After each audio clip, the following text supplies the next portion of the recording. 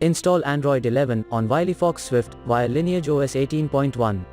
Please check the description for important notes and all the download links. First, download ROM and GApps packages, then transfer the downloaded files to the phone storage. Link is in the description below. Step 2.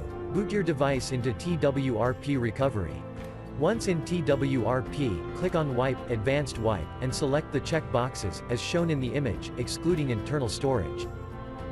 Step 4. Swipe the button to wipe the device. Step 5. Go back to the recovery main screen, and tap on the Install button.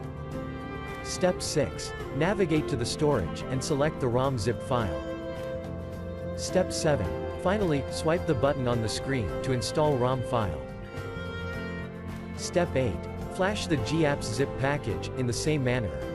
Step 9. After GApps flashing completes, select Wipe Cache and Dalvik from bottom left side of screen, and swipe to wipe. Step 10. When the flashing process is complete, hit Reboot System.